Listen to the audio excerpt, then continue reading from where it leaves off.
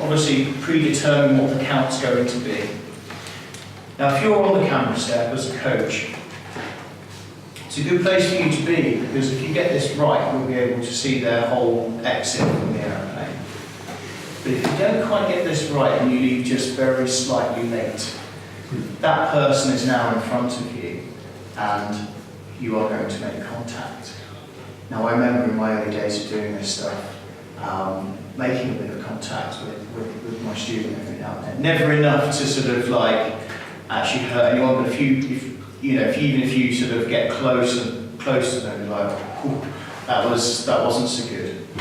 So you need to get them to the mock-up.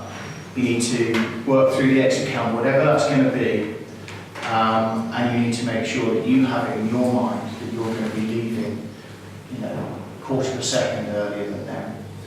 Now, in a way, we all know that you can't trust someone's exit count in any scenario. What you can do is you can be just slightly ahead of the curve with making sure that you are more ready to leave than them. So you can watch the exit count and you'll see them just about physically leave the aeroplane, and you can already be pushing yourself away from it. So you're giving yourself that extra bit of opportunity to get further away than they are. The other thing is, we kind of need to get that right. If you don't get that bit right and you lose them on exit, there's a chance that you may never see them again. And the guy has paid your coach ticket, and you spent all that time and effort briefing all this stuff up, and you haven't seen him since the rest of the job. It'd be a real shame. So it really is your responsibility to try and get that right. Now, as you're exiting, watching that, I would suggest, if you're on the camera step, you see the count ready, set, and you push yourself off the plane. The nicest position for you to be in is kind of a belly, kind of knee flying sort of position. So present the chest, and you're going to be very, very upright to the relative wind. What that'll do is this is going to give you a very fast falling position out of the plane. They should also be in a fast falling position out of the plane.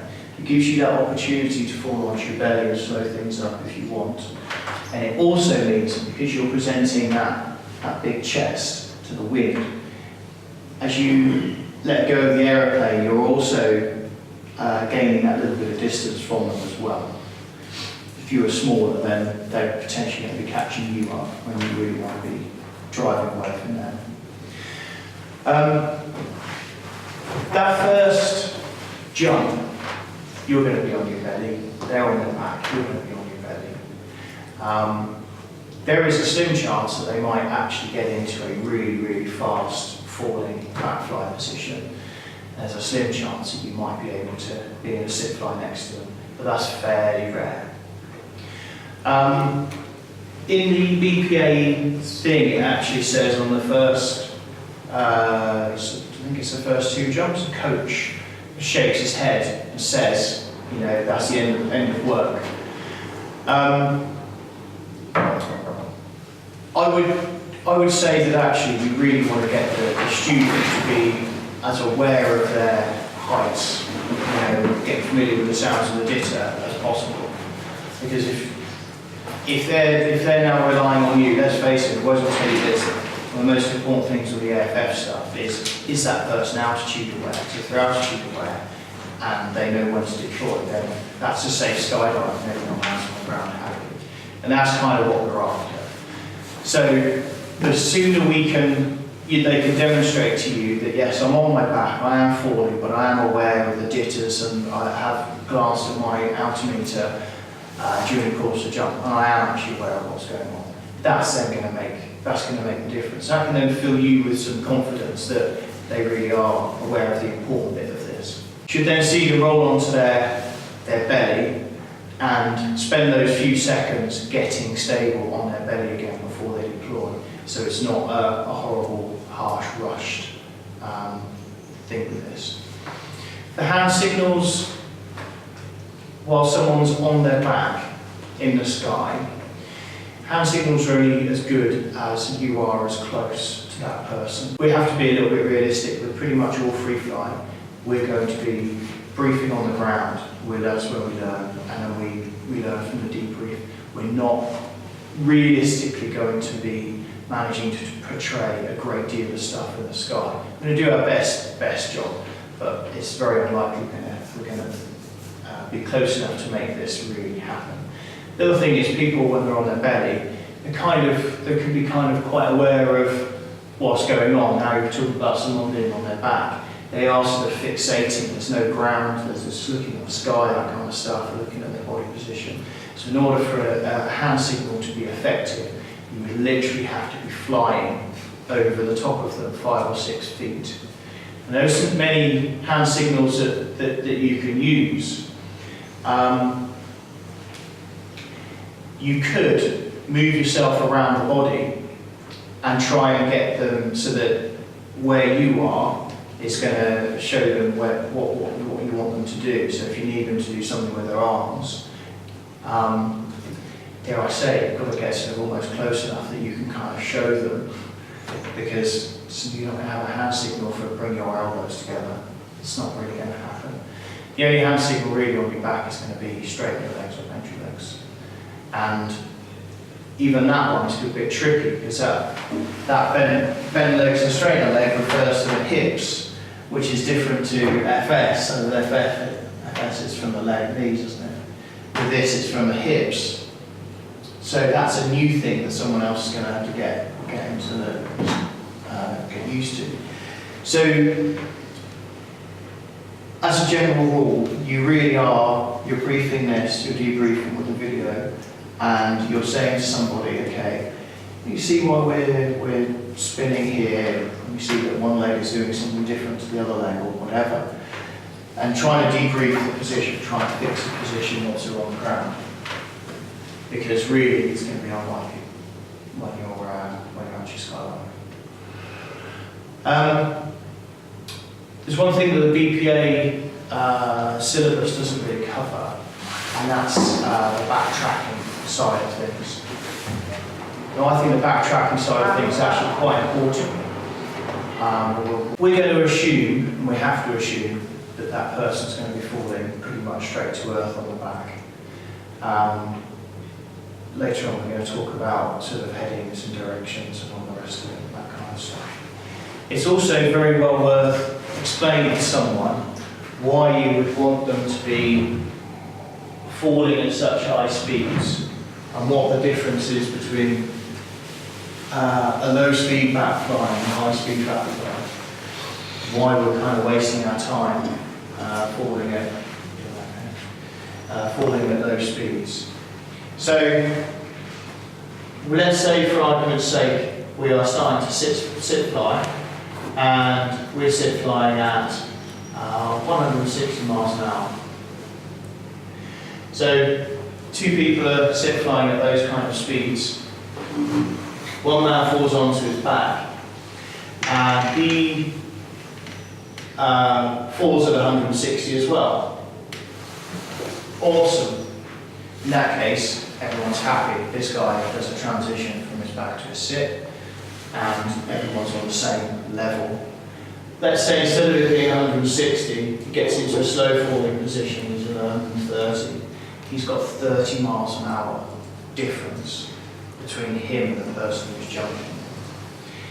Now, I haven't done the maths on this, but if something is falling away from you at 30 miles an hour, that's pretty significant. It's not going to be very long before there's such a big gap that it's almost like having a skydive on top of a skydive. It's like jumping out where you've got a Freefly group and a belly flyer, leaving at basically the same time. They're right on top of each other. And this then leads on to this next sort of issue, where you've got our jump here, and this is let's say this is our 6 grand mark. We can have a jump where we've got a group of people who are at 6 grand and they're thinking about breaking away and tracking off. The man who's fallen onto his back a couple of times, or even once for 10 seconds, is probably going to be up at this 8,000 foot mark, give or take. He's 2,000 feet above this group. Now, depending on what he does, it's going to depend on how safe the next bit is. And the only reason there hasn't been more accidents from this kind of scenario is luck, okay, and the fact that it's a very big sky, okay. But really and truly, we've probably all been in a scenario where we've been on a Freefly jump, and some dude is still being free fall while we're on a canopy, fairly close to us. We're like, gosh, free fall. That's a bit mental. And it's probably this guy here. So what's happened is, he has said to himself, skydiving's finished now, I'm not part of the skydive anymore. But I still, you know, I've still bought my ticket, and I still want to get my money's worth. So if I don't do, I'm going to carry on all the way down to, let's say, 3,500 feet. He's going to carry on down to that 3,500 feet, trying to get into a sit, and then the 3 grand is going to roll onto his belly and deploy. And all of these guys, they're not doing anything from there. 5.5 grand, they're all doing their own thing, all tracking off in their different directions. You've still got this guy in free fall near them. Chances are as well, in and amongst him falling on and off his sit, he may well have done a bit of backsliding, a bit of something. He may well be sort of potentially over here or whatever in the path of one of these other people. So the education we need to sort of try and get across to a new free flyer is, what do you do if you're part of a group and you fall off your sit a few times? We make that realisation that we're now no longer part of the group. It's unrealistic to think that if you fall off your sit a couple of times that you're going to make up 2,000 feet just like that by getting into some outrageous little stand and holding it for 10 seconds. That's not going to happen either. So if we can instill this realisation that they're a bit sensible with the altitude and they go, okay, it's 8,000 feet, I've fallen off my sit a few times, I need to get some more one-on-one coaching. That's what I need to do. But this skydive right now is finished. Okay, I'm not going to be doing any more sit fly on this skydive. The only safest thing he can do now is, if these guys are going to be deploying after their track, this guy needs to get not just as far as where they're going to deploy, but he also needs to carry on twice as far. That's the only way this is going to be truly safe. There's no other way around it. Someone said a little while ago, what if this guy got down to, you know, say 6 grand and pulled high? Well, that's undesirable as well. We don't want a high canopy in the sky unless it's an emergency. So I would say not. Very often, when you've got a designated cameraman filming something, the formation is going to break away, and that cameraman will very often deploy in place. He's unlikely to carry on flying because he's filming right to the last second and filming that track off. And he's got a few less seconds to turn and track himself, so he would probably deploy in place. That's generally, that is a potential happen with this stuff, but that obviously wants to be predetermined. So this is the safest thing for this guy. High deployment is not, it's not a good option. He needs to realise when the skydive's over. And that's a bit of a harsh bit of pill to take. So, so how do we make sure that this guy isn't going to do something mental and track down the flight line? We actually need to chat to him and say, all right guys, so let's say for argument's sake, you've fallen on and off your sit a few times, and you're now going to be, you know, the skydive's finished for you. We need to come up with a plan. We need to make a plan. What do we do if anyone's, you know, 1,000 feet, 2,000 feet above everyone else. Well, make that plan before you even get out of the aeroplane. And it's quite easy. All you need to do is be in the aeroplane, look straight down the wing, see what's on your horizon, your village, your forest, whatever, and go, all right guys, if anyone's, you know, out of the skydive, you're heading towards the forest, right? Yeah, okay, I'm heading towards the forest. Then that way this guy knows what direction he's going to head in. Otherwise, if he jumps out of the plane without any idea of where he should head, then chances are he's got a 1 in 4 chance of going into the wrong direction, hasn't he?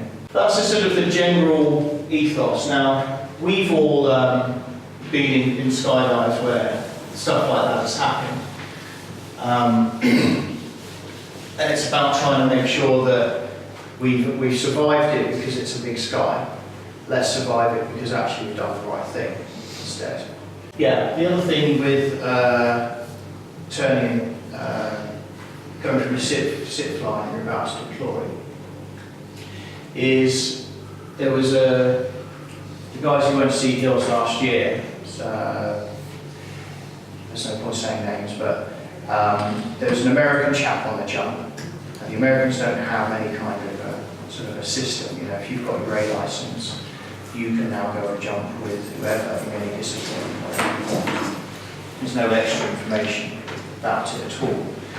You send down to the individual jumper, they'll sort of ask questions, so how much of this have you done before, try and get some kind of an idea, but there's nothing, no sort of formal tick in the box to say, okay, well done, you've got the knowledge.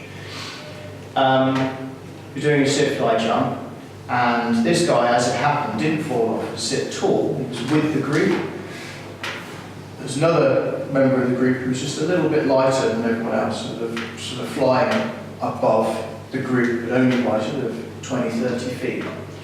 And this American chap decided that on break-off, instead of falling onto his back and backtracking out of the scenario, he decided to go from his sit and fall straight onto his belly. And he whizzed past the person who was slightly above them. Pretty high speed, it's death from below, and it really is, it's pretty nasty. And missed them by a few inches, 120, someone who's doing 150. There's something's going to give. So that was his lack of knowledge as well. So backtracking, which is what we'll go on to next, I would say is one of the next skills that we would like to learn probably before we start to sit fly. And when we do start to sit fly, we want to see somebody fall onto their back and give us a nice, safe backtrack. So the nice thing about a backtrack, it's going to give you visuals on what's above you. Now when you are falling slower than someone who's above you falling faster, you are death from below to that person. It's a bit exaggerated, but you are. If you're falling slower and someone is falling from above faster, then they're death from above. You're going to be making up that gap pretty quickly.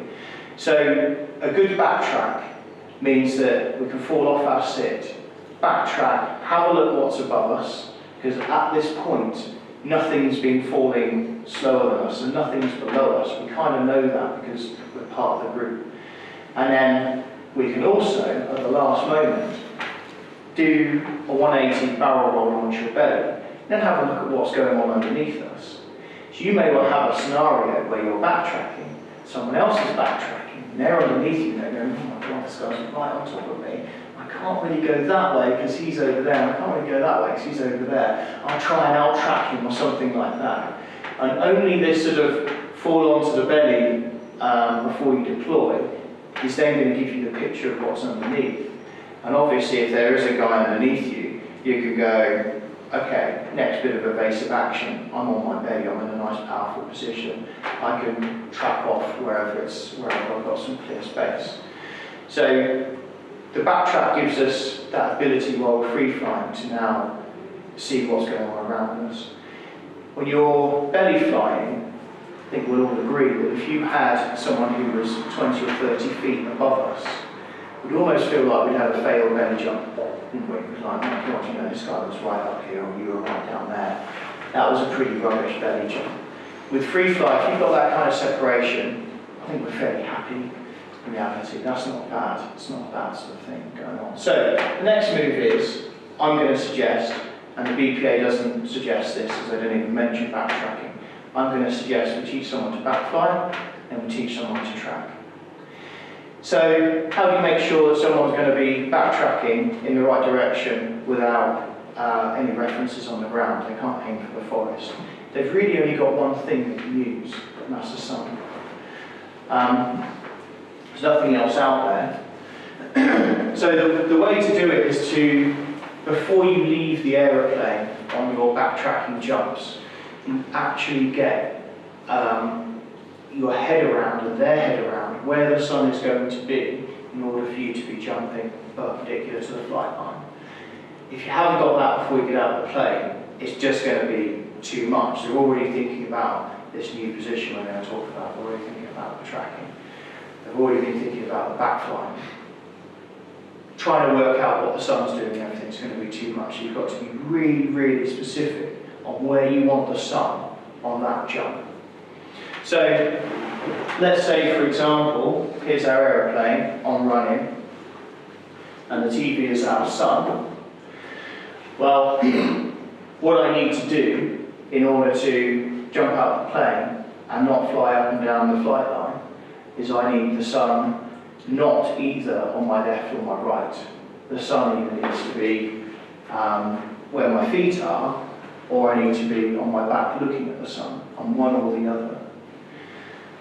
And so if while you're on the plane, if you know what the jump run is going to be, because you're free flyers, in theory, you shouldn't be first out of the plane. It does happen every now and then. So in theory, you should be able to have a bit of time. Okay, cool. We know we're on jump run now. The engines have dropped off, the red light's on. You go, right, okay, the sun's over there. Okay, it's on the side of us. You get onto your back. I want you to be tracking and fly yourself so that you're looking at the sun, so it means you're flying away from it. Right? Try and get that so that they truly know where the sun's going to be. Because best case scenario, they're going to be in the door like this, and they're going to get out onto their back. And actually, the first thing they need to do is try and line themselves up with the sun being in the right place. So they're going to have to turn a little bit. There's lots of ways of turning while someone's in a backtrack. And a lot of it is, we need, rather than, so that we're not just sort of turning on the spot, the person needs to be moving as well. It sounds obvious, doesn't it? So, first of all, before we start to do anything, we line ourselves up with the sun. So you get yourself so that the sun, in this instance, he's going to be looking at it between his legs. The next bit is that actual accelerated backfly position.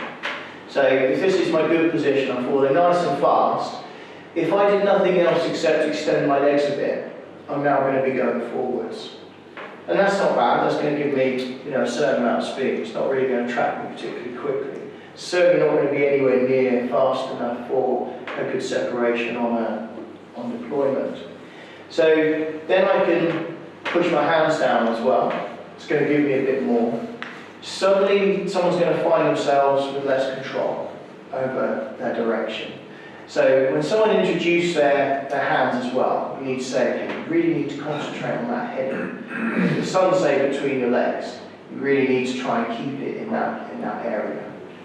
And what I tend to say to people is, if you push down with one arm more than the other, then that's going to turn you in the opposite way to the way you've pushed. And people I think people understand the notion of pushing on something and pushing away from it more than something more technical with their own body. Because you could, in fact, just sort of lean or roll your shoulders a little bit. If you just turn your shoulders a tad, you're just going to give you a nice turn. So let's say we're like this. We're now going forward at a probably reasonable pace. If I want to increase that speed, then I'm going to have to flatten this out a lot. Now I can flatten this out, and let's say I'm totally flat now, I'm still kind of looking at the sun. I've kind of got a brake on with my shoulders. I've also got, although this looks flat here, I've got a rig on, so I'm not flat underneath. If I want to make myself flat and efficient, then I've actually, do it here, I've actually got to push my hips up, push my head back so that my rig and the lower part of my body is going to be flat, so that you actually end up with, there's my back here, his rig is going to be in this section here, and that's giving me relatively flat surface underneath. If you're the other way, if you're not de-arched, then suddenly you're going to find yourself with your rig like this, and you can see how inefficient this is going to be relative to your falling speed. It's not going to give you anywhere near the same speeds if you're fully flat, fully pushing down on the wind. Chances are the wind is the sun is not going to be between the guy's legs or facing him, it's going to be off to the side or whatever. So you're going to have to be fairly specific and say, okay, the sun is going to be off to your right side. Now what I've discovered, and this might be my dyslexia or whatever, I don't know, but if I say to somebody, your left side or your right side, that's nowhere near as good as saying outy side or non-outy side.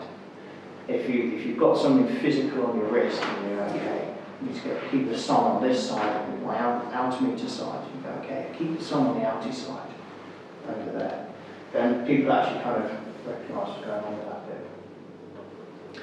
So the backtrack is, I feel, is the next crucial step from backfly, because that's what you're going to need to save your arse when you're sit flying. What you also need to do as a coach is see and watch this backtrack, and also be ready yourself to say, do you know what, this guy's starting to smoke it down a little bit low now, and I now need to make sure I keep myself safe. So there's a point where your job as a coach needs to stop, and you don't anymore filming. You know, wouldn't it be nice to be able, you know, we've said to the guy, I want you to deploy at 3.5 grand so I can see you backtrack, roll onto your belly, get stable, have a look around for, you know, other flyers who would be there, and then watch your deployment. That, very often in the heat of the moment, they're probably going to end up getting down a bit too low. So that's the backtracking side of it. I feel that that's a crucial part of this. I think it's a very, very big safety part.